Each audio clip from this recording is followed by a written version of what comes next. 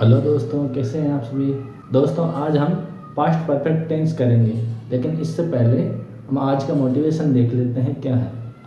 दोस्तों कभी भी किसी को बोल के मत बताइए, कार्य है जो हमेशा करके बताइए, क्योंकि ज़माना जो है जो करने में ज़्यादा विश्वास रखता है, न कि बोलने में। कभी किसी को ये मत कहिए कि मैं वाकई में इस एग्ज़ाम में पास होके बताऊँगा।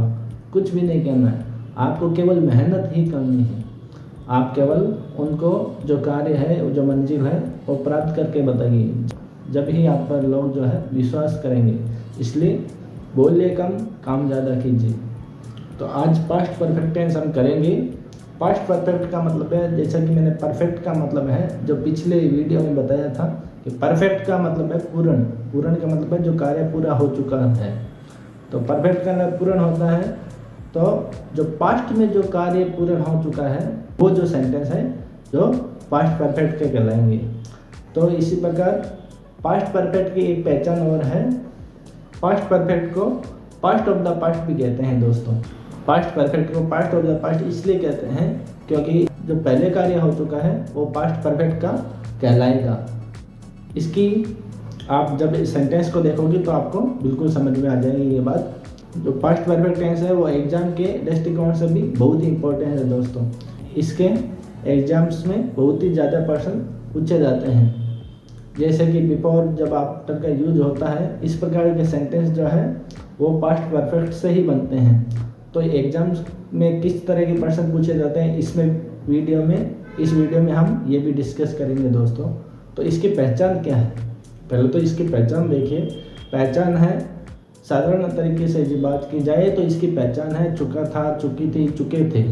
जिन वाक्यों के अर्थ में चुका था, चुकी थी, चुके थे आए, या वर्ब जो लास्ट में आए आ था, ई थी, ए थे आए। जैसे कि वह खाना खा चुका था, यदि मैं ये बोलूँ कि वह खाना खा चुका था तो ये पास्ट परफेक्ट टेंस का वाक्य सेंटेंस जो है वो कहलाएगा। इसके अलावा यदि ये बोला जाए उसने खाना खा लिया था, लिया था में आ और था आ रहा है पीछे, तो आ था, ई थी, ए थे आए, फिर भी ये पास्ट परफेक्ट टेंस ही कहलाएगा। जैसे कि उसने खाना खा लिया था या वह खाना खा चुका था, तो ये दोनों सेंटेंस जो है पास्ट परफेक्ट ही कहलाएंगे। इसके अलावा इसकी पहचान जो है, शब्दों से दोस्तों कोई पहचान नहीं होती है वाक्य की। ये तो एक नियम बना दिया गया है, लेकिन जो सेंटेंस की पहचान जो होती है वो उसके भाव से होती है। यदि इस आपको ऐसा लगे कि एक सेंटेंस के अंदर दो कार्य हो रहे हैं, जैसे मेरे स्कूल से आने से पहले माताजी खाना पका चुकी थी, तो इसमें पहले कौन सा कार्य हुआ, माताजी का खाना पकाना।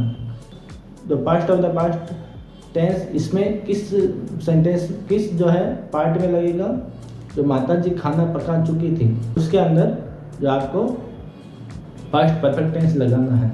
तो पहले माताजी ने खाना पकाया, ये पास्ट ऑफ द पास्ट हुआ ना, और केवल स्कूल से आना ये केवल हुआ पास्ट।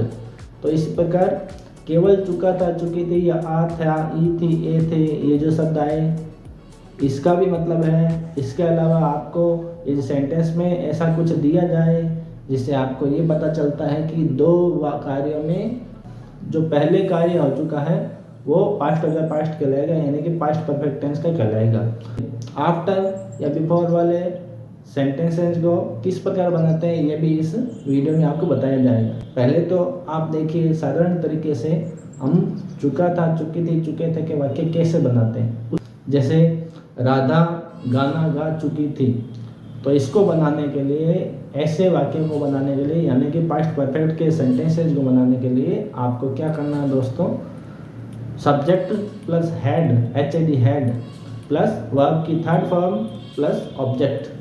केवल सभी के साथ हैड ही आएगा, कोई सब्जेक्ट नहीं देखना है कि सिंगुलर है या और कुछ है, कुछ भी नहीं देखना आपको, केवल हैड ही लगाना है। सीता गाना गा चुकी थी, तो सीता हैड संग, SING सिंग की थर्ड फॉर्म SUNG संग होती है, तो संग ए सॉन्ग, सीता हैड संग ए सॉन्ग। इसका नेगेटिव बनाना है सर आप, तो दोस्तों आपको, तो आप नोट लगा दीजिए, सीता हैड नॉट संग ए सॉन्ग। इसके अलावा इंटरोगेटिव हमेशा एफर्मेटिव से बनता है। तो हैड जो है यहाँ पे हेल्पिंग वर्ब है, आप उस हैड को HAD हैड को आगे लिख दीजिए। हैड सीता संगे सॉन्ग और हैड सीता नॉट संगे सॉन्ग, बिल्कुल सिंपल है। तो subject plus had plus verb की थर्ड फॉर्म आएगी। इसके अलावा वह बाजार जा चुका था, या माताजी ने रसोई घर में खाना पका लिया था। अब इसमें चुका है चुकी नहीं है, लेकिन फिर भी ये पास्ट परफेक्ट का ही कहलाएगा। लिया था बोला जाए या कुछ भी बोला जाए, आपको ऐसा लगे कि ये कार्य जो है वो पास्ट परफेक्ट से संबंधित है, तो इस प्रकार जो है वो हैड प्लस वर्ब की थर्ड फॉर्म सब्जेक्ट के साथ में लगेगी। तो माताजी ने रसोई घर में खाना पका लिया था। Mother had cooked food in the kitchen. Mother had not cooked food in the kitchen, ये नेगेटिव हो गया। और had mother cooked food in the kitchen and had mother not cooked food in the kitchen. तो इस प्रकार ये simple है, बिल्कुल सिंपल है। लेकिन जो इम्पोर्टेंट है, जो एग्जाम्स में अपने आते हैं वो किस प्रकार आते हैं ये देख लीजिए। एग्जाम्स में दोस्तों आफ्टर और बिफोर का यूज आपको बिल्कुल अच्छी तरह आना चाहिए। पहले तो हम हिंदी में देखेंगे कि आफ्टर और बिफोर का यूज किस प्रकार किया जाता है। तो चलिए दोस्तों एक आफ्टर और बिफोर का एक एग्जाम्पल देखते हैं, किस प्रकार वाक्य बनते हैं। जैसे कि मेरे घर पहुंचने से पहले माताजी खाना पका चुकी थी। तो पहले और बाद वाले यानी कि आफ्टर और बिफोर के जो सेंटेंसेज है उसकी इंग्लिश बनाने के लिए दोस्तों आपको क्या करना पड़ेगा। पहला काम यह है कि इसमें ये पता कीजिए कि पहले कौन सा काम हुआ है और बाद में कौन सा काम हुआ है। इसमें दो कार्य हो रहे हैं, एक तो मेरा घर पहुंचना और दूसरा माताजी का खाना पकाना। तो मेरे घर पहुंचने से पहले माताजी खाना पका चुकी थी, तो इसमें पहला कौन सा कार्य हो रहा है, माताजी का खाना पकाना, और दूसरा कार्य हो रहा है मेरा घर पहुंचना। तो इसमें पहले कार्य हुआ है माताजी खाना पकाना और दूसरा कार्य हुआ है मेरा घर पहुंचना। तो ये सेंटेंस के दो पार्ट हैं, लेकिन आपको पास्ट परफेक्ट जो है वो किस पार्ट में यूज करना है, उस पार्ट में यूज करना है जो पहले कार्य हुआ हो। जैसे कि इसमें पहले कार्य हुआ है माताजी का खाना पकाना, तो उसके साथ में जो है पास्ट परफेक्ट टेंस यूज होगा। इसका जो पार्ट बनेगा मदर हैड कुक्ड फूड, और एक पार्ट बनेगा वो बनेगा आई रिच्ड होम। क्योंकि दोस्तों जो पहले कार्य हो चुका है वो पास्ट परफेक्ट में इसलिए बनेगा क्योंकि वो पास्ट ऑफ द पास्ट है, क्योंकि वो पास्ट से भी पहले हो चुका है कार्य, इसलिए इसी को पास्ट ऑफ द पास्ट इसीलिए कहते हैं। दोस्तों ये भी ध्यान रखना है, यदि सेंटेंस में बिफोर आया है तो जो पास्ट परफेक्ट का जो पार्ट है वो पहले लगेगा, और यदि सेंटेंस में आफ्टर आया है, आफ्टर का मतलब बाद में होता है, तो जो पास्ट परफेक्ट का जो पार्ट है वो बाद में लगेगा। जैसे इसी की इंग्लिश कैसे बनेगी, मेरे घर पहुंचने से पहले माताजी खाना पका चुकी थी, तो बनेगा mother had cooked food before I reached home. दोस्तों दूसरा एग्जाम्पल है वो है कि उसके स्टेशन पहुंचने से पहले गाड़ी चली गई। तो इसमें चुका है चुके नहीं आया है, लेकिन फिर भी इसमें दो कार्य हो रहे हैं और इसमें पास्ट परफेक्ट का यूज होगा। जैसे आप पहले ये देखिए, पहला काम वही है कि पहले ये देखना है हमें कि इसमें पहले कौन सा कार्य हुआ है और बाद में कौन सा हुआ। इसमें है उसके स्टेशन पहुंचना, उसका स्टेशन पहुंचना ये बाद में हुआ है और गाड़ी का जाना पहले हुआ है। तो पहले काम हुआ है उसके साथ में पास्ट परफेक्ट लगेगा, एंड जो बाद में कार्य हुआ है उसके साथ में दोस्तों जो है सिंपल पास्ट लगेगा। गाड़ी पहले गई है तो होगा the train had left before I reached the station.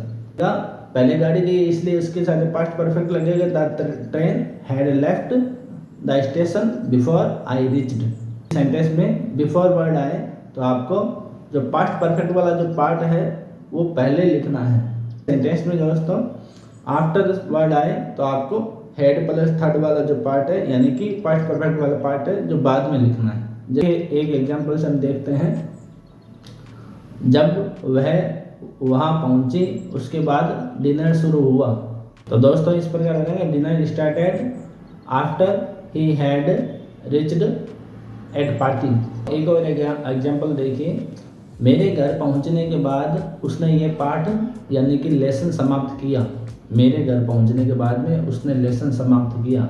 तो पहला कार्य ये है कि पहले कौन सा कार्य हुआ है और बाद में कौन सा कार्य हुआ है, ये हमें पता करना है। मेरे घर पहुंचने के बाद में उसने लेसन समाप्त किया, तो मेरा घर पहुंचना ये पहले हुआ है और उसका लेसन समाप्त करना ये बाद में हुआ है। तो मेरा घर पहुंचना, उसके साथ में आपको पास्ट परफेक्ट टेंस लगाना है और उसका कार्य समाप्त करना, उसके साथ में आपको सिंपल पास्ट जो टेंस है वो लिखना है। तो बात भी ये भी ध्यान रखनी है कि बाद शब्द आया है तो जो पास्ट परफेक्ट वाला पार्ट है जो बाद में लिखा जाएगा। तो पास्ट परफेक्ट वाला जो पार्ट कौन सा है, मेरा घर पहुंचना और उसका कार्य समाप्त करना, तो आई हैड रीच्ड होम, एक पार्ट ये हो गया। कार्य समाप्त करना दूसरा पार्ट ये होगा। इसमें आफ्टर आया है दोस्तों, तो आफ्टर आया है तो आफ्टर का बाद में होता है, तो पास्ट परफेक्ट वाला जो पार्ट है वो बाद में रखिए। She completed her work after I had reached the home. दोस्तों एग्जाम्स में कैसे सेंटेंस आते हैं वो भी देख लीजिए। एग्जाम्स में जो दोनों जगह है वो ब्लैंक होती है, जो पार्ट के अंदर तो दोनों जगह है जो ब्लैंक होती है, जो स्क्रीन पर एक एग्जांपल आपको बता भी दिया जाएगा। लेकिन हमें क्या पता करना है कि सेंटेंस में यदि बिफोर आया है तो हेड प्लस थर्ड फॉर्म वाला जो पार्ट है वो पहले रखते हैं, क्योंकि बिफोर का पहले होता है तो पास्ट परफेक्ट वाला जो पार्ट है वो पहले लिखिए। और यदि सेंटेंस में आफ्टर आया है दोस्तों तो आप हेड प्लस थर्ड फॉर्म वाला पार्ट जो है वो बाद में रखिए। इसी प्रकार आपको कुछ एग्जांपल्स हैं जो स्क्रीन पे मिल जाएंगे, आप उनको समझिए। कोई भी यदि प्रॉब्लम इस टेंस से संबंधित आए तो मुझे ज़रूर कमेंट कीजिए। Thank you.